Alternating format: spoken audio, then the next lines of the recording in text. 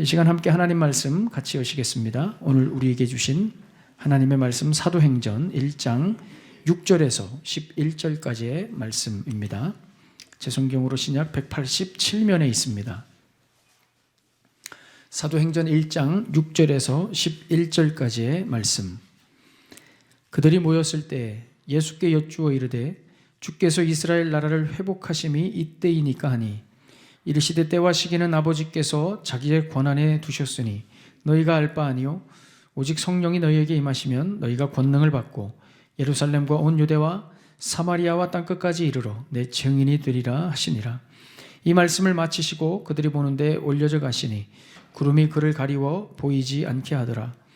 올라가실 때 제자들이 자세히 하늘을 쳐다보고 있는데 흰 옷 입은 두 사람이 그들 곁에 서서 이르되 갈릴리 사람들아 어찌하여 서서 하늘을 쳐다보느냐?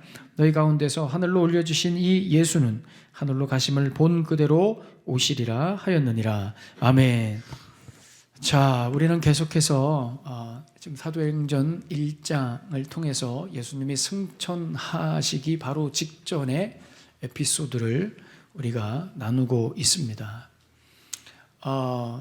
이 상황을 좀 우리가 정황을 좀 쭉 잘 이해할 필요가 있습니다.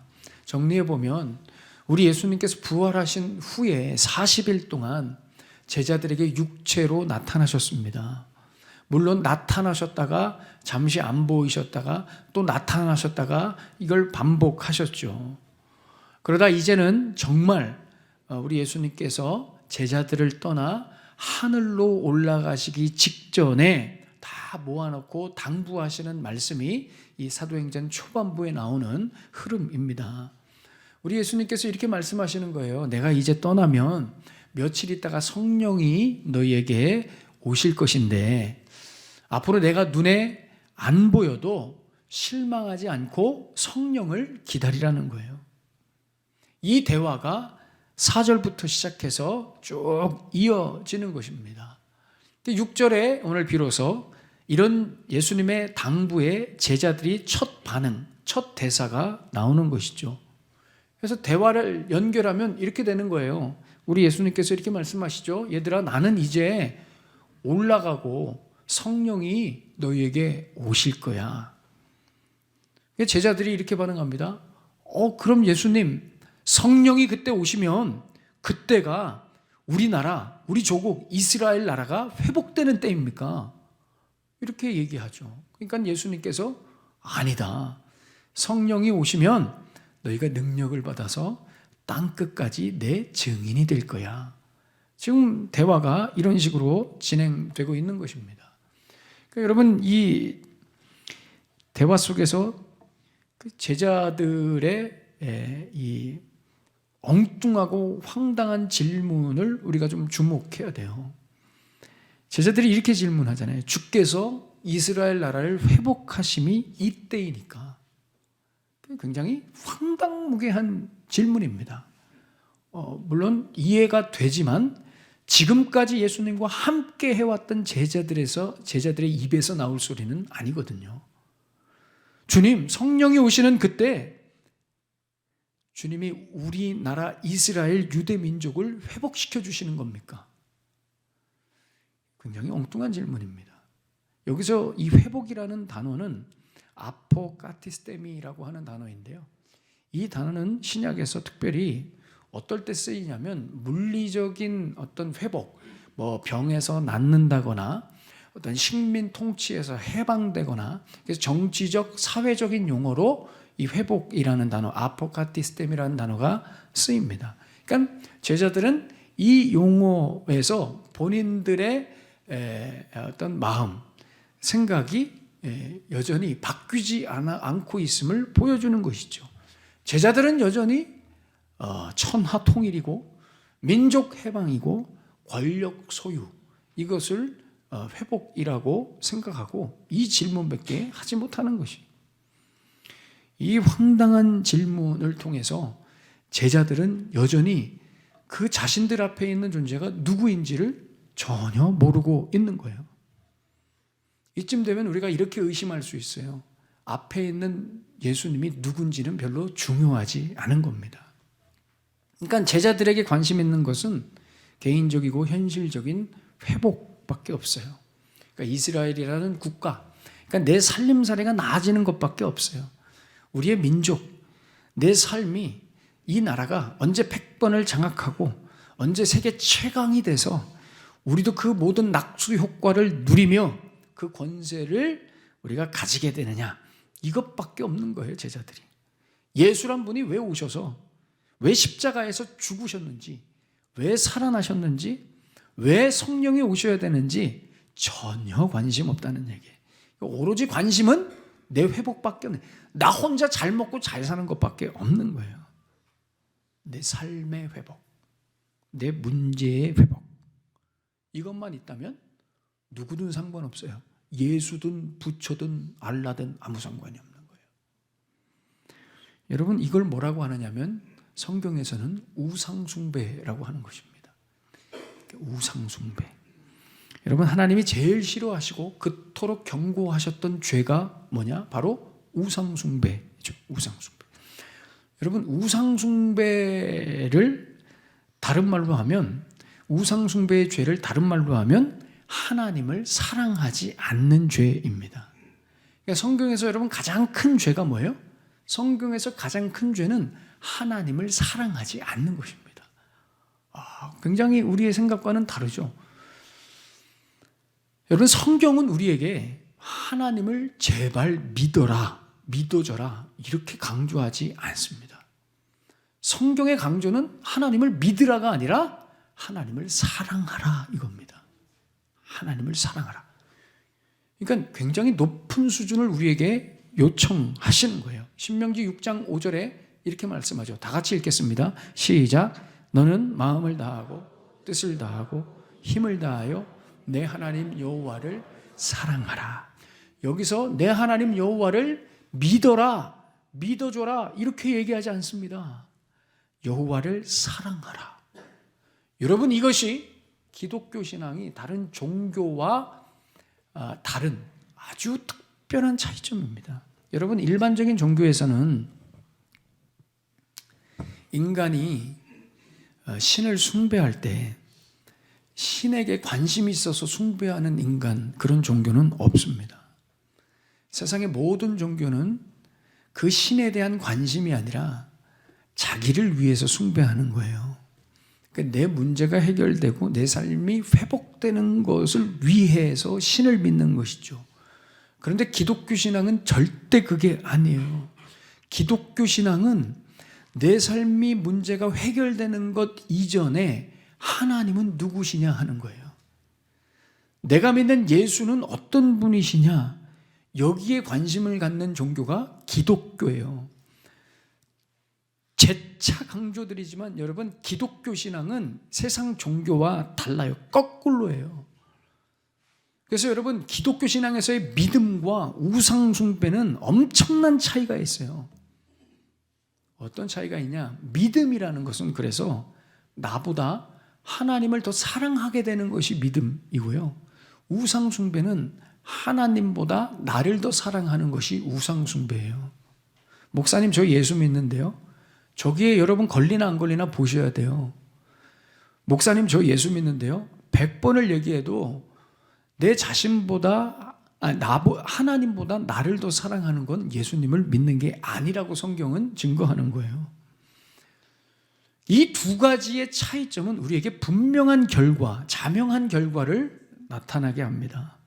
뭐냐면, 그래서 믿음을 가진 사람은 삶에 문제가 있든 없든 늘 하나님과 깊이 교제하고 하나님을 사랑하는 그 일을 놓지 않아요. 늘 하나님을 갈망하고 추구합니다. 그러니까 목적이 하나님이에요. 그러니까 하나님을 통해서 내가 뭔가를 이루겠다가 목적이 아니라 목적 자체가 하나님이라는 겁니다. 그런데 우상숭배는요, 거꾸로입니다. 문제가 있을 때만 열심히 하는 거예요. 재단을 쌓는 거예요. 문제가 좀 해결돼서 살만해지면 신앙생활 게을리하는 거예요. 열심히 안 하는 거예요. 그리고 또 실족하거나 시험 들면 신앙생활 때려치는 거예요. 왜요? 어차피 하나님을 사랑하는 게 아니라 나를 사랑한 거거든요. 그러니까 내 삶이 중요하니까 하나님은 둘째란 말이에요. 이걸 성경은 우상숭배라고 하는 거예요. 우상숭배. 여러분, 우리 원흥성광교회는 이제 이쯤 되면 이런 고급한 기독교 신앙의 정의가 익숙해져야 됩니다. 우리 원흥성광교회는. 그러니까 기독교를 우상숭배하듯이 믿지 마시라는 거예요. 예수님을. 지난주에 제가 여러분 조심하셔야 된다 하면서 제가 소개했던 요즘 유행하는 잘못된 이단 흐름 중에 하나를 신사도 운동이라고 제가 말씀드렸어요. 신사도 운동도 하나의 우상숭배입니다. 왜냐하면 성령의 역사를 나를 위한 신비한 능력과 요술처럼 이용하거든요. 귀신아 나가라, 쇼하는 거라고 그랬잖아요. 그러니까 성령을 나를 위해 이용하는 것이죠. 이들의 목적은 늘 이거예요. 아포카티스테미, 그냥 회복이에요. 내 삶의 회복, 뭔가 나아져야 되는 그 회복. 그래서 여러분 신사도 운동하는 사람들은 늘 이거예요. 뭔가 나아져라, 뭔가 나아져라, 뭔가 나아져라. 거기에 예수님이 없어요. 뭔가 뻥튀기가 되라, 뻥튀기 투자한 거 잘 되라. 예수님이 없다고요 거기에. 그러니까 내가 만족해야 되는 거예요. 현실이 나아져야 되는 거예요. 그래서 내가 주인공이 되어야 되는 거예요. 그래서 이 사람들은 늘 뭐가 중요하냐면 때가 중요합니다. 시간이 중요해요. 그래서 오늘 이 제자들도 그렇죠.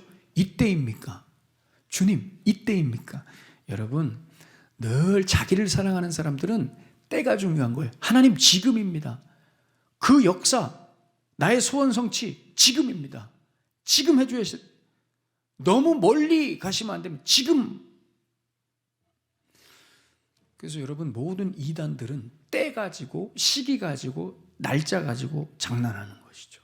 그래서 요즘에 여러분 이렇게 시기, 날짜 좋아하면서 장난하는 사람들이 사람들을 혼란스럽게 하는데요.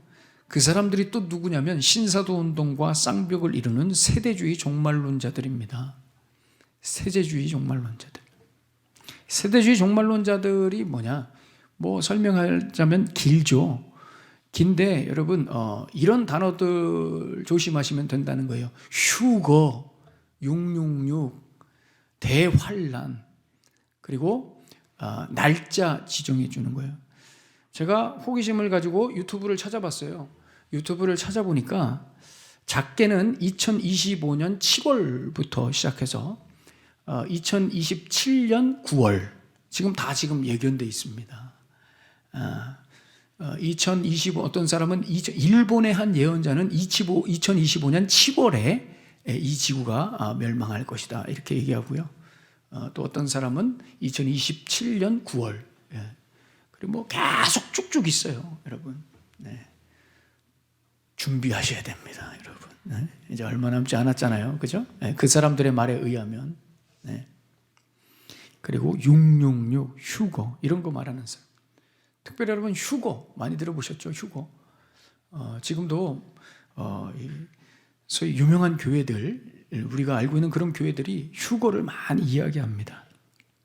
여러분 휴거라는 단어는 성경에 없어요. 만든 말이죠. 어디서 만들었냐면 데살로니가전서 4장 16절에서 17절에 보시면 이렇게 말씀해요. 주께서 호령과 천사장의 소리와 하나님의 나팔 소리로 치니 하늘로부터 강림하시리니 그리스도 안에서 죽은 자들이 먼저 일어나고 그 후에 우리 살아남은 자들도 그들과 함께 구름 속으로 끌어올려 공중에서 주를 영접하게 하시리니 그리하여 우리가 항상 주와 함께 있으리라. 아멘. 여기서 끌어올려라고 하는 단어를 만들었어요. 휴거라는 단어로 만든 거예요. 그래서 이들의 주장은 뭐냐면 휴거가 반드시 있는데 휴거가 언제 있느냐? 대환란이라고 하는 그 엄청난 고통의 시간 이전에 휴거라는 것이 있는데 그 휴거는 뭐예요? 공중에서 우리 예수님이 강림하셔서 예수님을 믿는 사람들을 공중에서 끌어올려서 대환란을 면하게 해주시기 위해서 끌어올려 가신다는 거예요.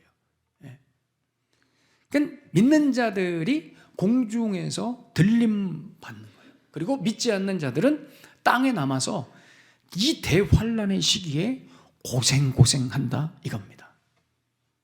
더 줄여서 얘기해 볼까요? 이런 말이에요. 나는 휴거돼서 들림받고 너는 이 땅에 남아서 고생해라. 이게 여러분 휴거입니다. 완전히 사기죠. 사기입니다. 저는 이것을 사기라고 말하는데 주저함이 없습니다. 우상숭배입니다. 왜 사기고 우상숭배일까요? 그렇습니다. 나만 생각하기 때문에 그렇습니다. 그러니까 내가 구원받는 데만 집착하는 거예요. 내가 하늘로 올려져 가는 데만 집착하는 거예요. 그러니까 휴거가 뭐라고요? 나는 올라갈 테니 너는 남아서 고생해라. 이게 여러분 휴거입니다.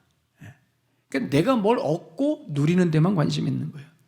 예수님이 왜 강림하십니까? 그렇습니다. 나 휴거시켜 주려고. 주인공인 나를 공중에서 쫙 에스코트 해주셔서, 그죠? 올라가야 되니까 예수님이 강림하신 인본주의 신학입니다. 이것은 목사님 좀 신학적으로 설명해 주시면 안 될까요? 얼마든지 오십시오. 제가 신학적으로 설명해 드리겠습니다.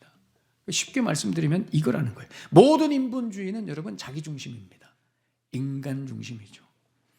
그래서 여러분 세대주의 종말론자들은 늘 강조하는 포인트가 사람들을 조급하게 만드는 것입니다. 여러 가지 음모론으로 사람들을 두렵게 만드는 거예요. 봐라, 대혼란이 점점 가까이 오고 있다. 전쟁 나는 거 봐라. 전염병 봐라. 기후변화 봐라. 지금 AI 인공지능 봐라. 이런 거 말하면서 구원받으려면, 휴거되려면 빨리 정신 똑바로 차려야 된다. 우리 교회 다녀야 된다. 이거예요. 여러분 코로나 시기에도 한참 이런 음모론이 있었죠. 백신에 DNA 조작하는 짐승의 표 666 베리칩을 집어넣어서 이거 맞으면, 백신 맞으면 하나님을 배교하는 거다. 여러분 백신 맞으면 배교하는 겁니까? 구원 안 되는 거예요? 그렇지 않습니다. 절대 그렇지 않아요. 최근에 여러분 일론 머스크가 뇌에 그 인공지능 칩을 심었죠. 뉴럴링크라고 하는 인공지능 칩을 심었어요. 이 기사 나오자마자 세대주의 종말론 교회들이 난리가 났습니다. 또 드디어 때가 됐다 이겁니다. 때가 됐어요.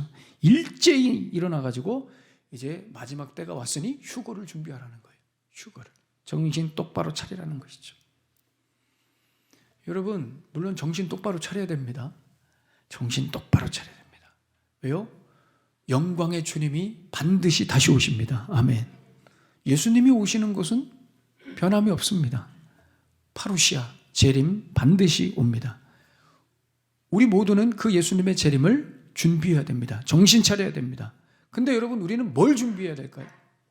뭘 준비해? 휴거 준비해요? 저 사람들처럼 대환란 피하기 위해 나 혼자 하늘로 호쏙 들려 올려지는 휴거 준비해야 돼요? 직장, 사업장 다 정리하고 오늘 본문의 11절에 있는 말씀처럼 제자들이 하늘만 멀뚱히 쳐다보고 있는 것처럼 여러분 우리도 그런 준비를 해야 될까요? 그렇지 않습니다. 그렇지 않아요. 이 세대주의 종말론자들은 오늘 이 사도행전 1장 8절에 있는 말씀을 전혀 귀 기울이지 않는 겁니다. 성령이 신자들을 어디로 이끄시는지를 주목하지 않는 것이죠. 오늘 본문에 보십시오. 성령이 너희에게 임하시면 너희가 권능을 받고 예루살렘과 온 유대와 사마리아와 땅끝까지 이르러 내 증인이 되리라 라고 말씀하세요. 그러니까 휴거가 되리라 이게 아니에요. 증인이 되리라 이거예요. 휴거되라가 아니라 증인되라 이거예요. 여러분 한번 생각해 보십시오. 예수님이 나만 데리고 쏙 올라가는 그 휴거가 목적이고 그런 구원이 목적이시라면 왜 이때 하늘로 승천하실 때 그냥 다 데리고 가시면 되시지. 그잖아요. 왜 혼자 올라가셨다가 나중에 다시 오시냐고요. 생각해 보셨습니까? 왜 이 세상을 유예하십니까? 왜 유예한 이 세상에 이 제자들을 살아가게 하시냐는 말이에요. 이유는 하나입니다. 우리로 하여금 증인으로 살라 하시는, 증인으로 살게 하시는 거예요. 내가 언제 휴가가 될 것이냐, 내 삶이 언제 회복될 것이냐, 나아질 것이냐, 내 사업이, 내가 소원하는 것이, 내 경제적인 문제가, 내가 기도하고 소원하는 것, 이게 언제 이루어질 것이냐, 그날이 언제냐, 그게 중요한 게 아니라 오늘 내가 지금 예수의 증인으로 살고 있느냐, 이게 중요하다는 겁니다. 그래서 여러분, 참 신자들은, 예수 믿는 사람들은 종말이 언제 오든 세상이 언제 망하든 전혀 중요하지 않습니다. 내일 당장 세상이 문 닫을지언정, 내일 당장 이 세상이 멸망할지언정, 예수 믿는 사람들은 오늘의 하루 속에서 예수님의 증인으로 살아가기 위해서 애를 쓰는 사람들입니다. 전혀 두렵지 않습니다. 예수 믿는 사람들은 여러분 전혀 두렵지 않습니다. 내일 세상이 망해도 전혀 두렵지 않습니다. 왜요? 오늘 우리가 해야 할 일을 하는 사람들이 예수 믿는 사람들. 이 증인입니다. 그럼 여러분, 증인으로 산다는 말은 무슨 말인지 이제 비로소 우리는 좀 어느 정도 결론을 내야 됩니다. 증인으로 산다는 게 무슨 말인가? 증인.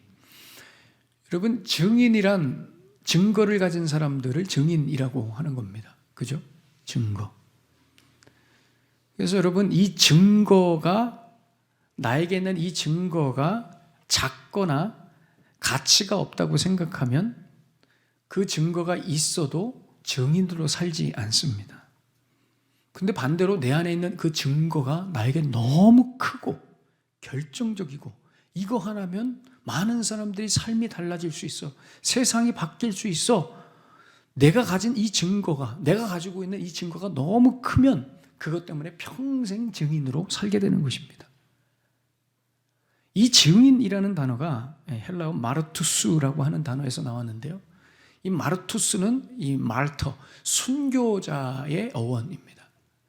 그러니까 증인은 결국 순교자가 된다는 말이죠. 근데 이 사전에 이 마르투스라고 하는 이 단어를 설명할 때 어떻게 설명하냐, 이 영어 단어를 썼어요. 이 mindful이라고 하는, 그러니까 이 증인이라는 것은, 마르투스라고 하는 단어는 어떤 뉘앙스를 가지고 있냐? 관심, mindful이라고 하는 단어로 표현할 수 있다는 거예요. 여러분, 관심이 뭐예요? 관심은 내 마음을 쏟아붓는 것이죠. 여러분, 사람은 관심에 따라서 사는 거예요. 내가 어디에 관심이 있느냐에 따라서 사람은 살죠. 여러분, 외모에 관심 있는 사람들은 늘 그것만 신경 씁니다. 늘 신경 쓴다는 건 뭐예요? 거기다 에너지를 쏟는다는 거예요. 그러니까 외모를 위해 산다는 것이죠. 그죠? 그러니까 여러분들의 관심이 어디 있는지 생각해 보셔야 돼요. 관심 있는데 에너지를 쏟는 거예요. 돈과 성공에 관심 있는 사람들은 늘 마음에 돈이 있는 거예요. 돈 버는 일에만 에너지를 막 쓰는 것이죠. 그래서 모든 관심이 어떻게 하면 돈을 벌까? 부동산, 주식 이런 데만 그냥 에너지를 다 쓰는 거예요. 내 남아있는 에너지를 다 쓰는 거예요. 돈 버는데. 물론 나름 변명이 있죠. 다 나의 소중한 가족을 위해서 하는 겁니다. 별로 믿어지지가 않죠. 그죠? 아이러니한 것은 제일 소중한 가정을 위해, 지키기 위해 돈을 버는데 제일 소중한 가정이 늘 내팽겨치죠. 가족들의 마음을 상처받게 하죠. 그죠? 가장 소중한 가정을 지키기 위해서 돈을 버는데, 그죠? 그 돈 버는 것 때문에 가정에 소홀하게 되는 이상한 아이러니가 있는 거예요. 앞뒤가 안 맞는 거예요. 여러분, 그래서 관심이라는 것은 마음을 쏟는 거거든요. 거기에 에너지를 쏟는 거예요. 그래서 관심에서 진지함이 나오고요, 그 진지함에서 우선순위가 나오는 거예요. 그리고 그 우선순위에서 열정, 헌신이 나오는 거예요. 마인드풀에서, 관심에서, 여러분 관심이 있으면 진지하게 돼요. 그럼 거기에 대해서 진지하잖아요. 우선순위가 바뀌어요. 우선순위가 바뀐다는 것은 거기에다가 에너지를 쏟는다는 거죠. 우선에, 최우선적인 거예요. 여러분, 내 마음에 예수라는 증거가 크면 늘 거기에 관심이 있는 거예요. 관심 있으면 진지해지죠. 예수 믿는 게 진지해진단 말이에요. 그럼 예수 믿는 게 진지해지면 거기에 에너지를 쏟죠. 그리고 증인되는 일에 우선순위를 두는 겁니다. 반대로 예수라는 증거가 나에게 별거 아니고 가치가 적으면 관심이 없는 거예요. 그럼 진지함도 없죠. 그럼 진지하지 않으면 에너지를 쏟지 않습니다. 그러니 늘 우선순위가 저 뒤에 있는 거예요. 우리는 지난 코로나 때 한국교회의 신앙의 민낯을 봤습니다. 이 코로나 팬데믹 이 기간 동안에 교회 못 나왔잖아요. 그죠? 정말 심각할 때만 빼고 그 이후에는 이제 교회에 나와도 되는 시기가 있었어요. 그죠? 근데 여러분 그때 어땠어요? 교회 나오라고 했는데도 안 나왔죠. 안 나왔어요. 왜 안 나왔어요? 목사님 죄송해요. 저 감기 걸리면 안 돼요. 교회 사람들 너무 많이 있어서 감기 걸리면 안 돼요. 그래서 우리는 교회 가지 않고 집에서 유튜브로 예배드렸죠. 그리고 나서 집에서 유튜브로 예배드리고 스타필드로 갑니다. 그 엄청나게 모여있는 사람들이 사람들 모여있는 곳에 가서 감기 걸릴까 봐 교회 안 오지만 예배 끝나고 가서 스타필드에 가서 마스크도 안 쓰고 아이스크림 먹고 돌아다니는 아주 기이한 장면. 그죠? 제가 그 코로나 기간 때 교회에 안 나오고 못 나오는 그 기간에 제가 정말 놀랐던 장면은 이케아를 지나다니면서 볼 때 이케아가 무너지는 줄 알았습니다. 와, 이케아는 또 제한도 안 해서 사람들이 엄청 갔어요. 이케아는. 그래서 제가 이케아를 가봤거든요. 근데 밀려서 걸어 다닙니다. 그렇게 사람이 많죠. 네. 교회는 못 나오지만 이케아나 스타필드는 가죠. 왜요? 우리의 관심은 거기에 있으니까요. 우리의 진지함은 거기에 있으니까요. 여기는 안 되고 저기는 되는 거예요. 왜요? 예수 믿는 게 사실 그만큼 우리에게 중요하지는 않았다는 것이죠. 예수 믿는 게 진지하지 않은 거예요. 진지하지 않으면 늘 우선순위에서 밀리는 겁니다. 여러분, 증인으로 산다는 것은 예수 믿고 사는 게 나한테 진지한 문제라는 겁니다. 예수님이란 분이 나에게 크다는 거죠. 내 관심이 늘 여기에 있다는 거예요. 그래서 에너지가 쏟아지는 거예요. 이게 바로 증인으로 산다는 겁니다. 내 인생을 위해서 예수를 믿는 게 아니라 예수를 위해서 내 인생을 사는 거예요. 아니 목사님, 저는 그렇게까지는 아니에요. 그렇게까지 믿고 싶진 않아요. 저는 적당히 믿다가 천국 가고 싶어요. 이 말이 여러분, 이 말이 맞습니까? 적당히 믿다가 천국 갈 수 있습니까? 그럴 수 없습니다. 적당히 믿다가 어떻게 천국 갑니까? 그럴 수 없어요. 그럼 목사님, 저는 천국 못 가겠네요. 그죠? 그래서 성령이 오셨습니다. 그래서 성령이. 내 힘으로는 안 되기 때문에 내 힘으로는, 내 의지로는 진지함, 우선순위, 관심 둘 수 없기 때문에 성령이 임하셔서 우리로 하여금 진지하게 하고 관심을 갖게 하고 우선순위를 바뀌게 하는 거예요. 그래서 여러분, 성령을 받으면, 성령이 오시면 진지해집니다. 예수 믿는 게 진지해져요. 그럼 에너지를 쏟죠. 우선순위가 바뀝니다. 내 안에 있는 증거가 너무 큰 거예요.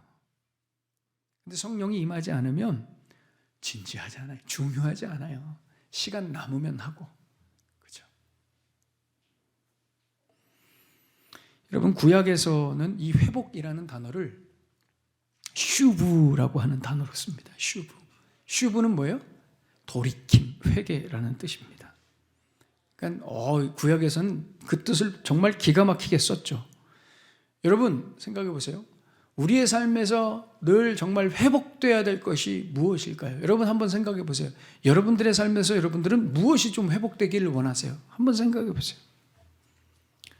회복돼야 될 게 뭔가 다 생각하시는 게 있죠. 그러나 여러분, 다른 것도 회복돼야 되겠지만 무엇보다 우리의 삶 가운데 회복돼야 되는 것은 이 신앙의 진지함입니다. 여러분, 신앙의 진지함이에요. 진지해야, 이 신앙이 진지해야 나에게 관심이 대상이 되어야 여러분 에너지를 쏟는 거예요. 보세요, 여러분들의 삶을. 여러분들이 관심 있어 하는데 에너지를 쏟는다고요. 예수님에 대한 우리의 마음, 우리의 자세를 생각해 보시라는 거예요. 나는 과연 진지한가? 이것을 우리가 회복해야 될 줄로 믿습니다.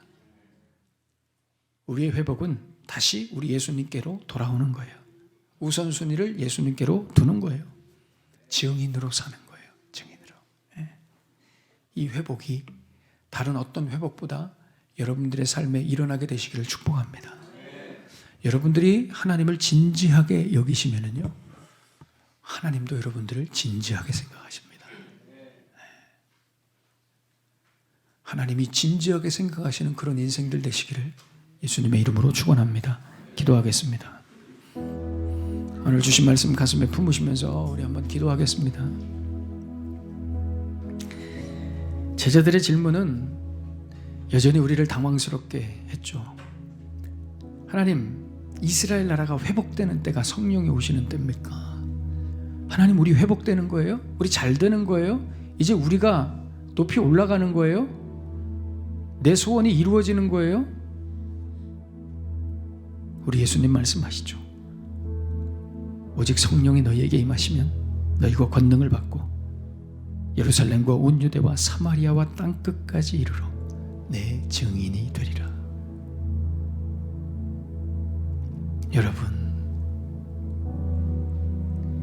여러분들은 어떤 회복을 원하십니까? 물론 여러분들의 삶에 회복되어야 될 것들 있죠. 다 하나님이 아십니다. 그러나 여러분, 우리가 먼저 회복되어야 할 것은 예수님의 증인된 삶, 다른 말로 믿음에 대한 진지함입니다.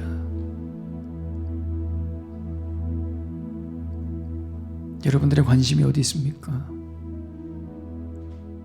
예수 믿는다고 하지만 우리는 늘 여전히 관심이 예수님 외에 다른 데 있죠.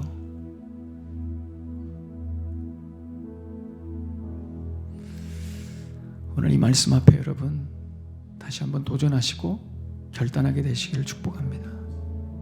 기도하십시다. 이렇게 기도하세요. 하나님, 주님 앞에 더 진지하게 신앙생활하고 싶습니다. 나의 관심이 더 하나님 앞에 있기를 소원합니다. 우리 주님 다시 오시는 그때를 준비하며 우리 주님께 드릴 열매를 가득 안고 나아갈 수 있도록 주님 더 진지하게 증인된 삶 살아가게 하여 주시옵소서. 오늘 주신 말씀 가슴에 품으시면서 우리 깨달은 그대로 하나님 앞에 우리 뜨겁게 한번 기도하겠습니다. 살아계신 하나님 아버지, 주님, 우리의 삶을 돌아봅니다. 회개합니다. 주님, 성령이 너희에게 임하시면 너희가 권능을 받고 예루살렘과 사마리아 땅끝까지 이르러 내 증인이 되리라. 하나님, 우리는 어디에 관심이 있습니까? 하나님, 나는 오늘도 무엇 때문에 어디에 관심이 있는가? 하나님, 주님,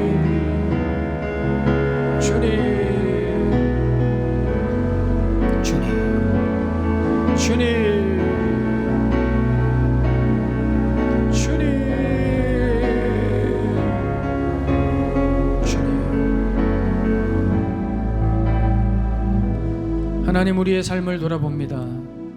나는 어제도 무엇 때문에 답답해했는지, 무엇 때문에 울고 웃었는지, 나는 어디에 관심을 두고 살았는지 하나님, 내 자신을 돌아봅니다. 예수를 믿는다는 것은 우리 예수님 앞에 더 진지한, 그래서 내 마음을, 에너지를 쏟으며 우선순위를 주님 앞에 두며 증인으로 살아가는 것인데, 나의 믿음은 어디에 있습니까?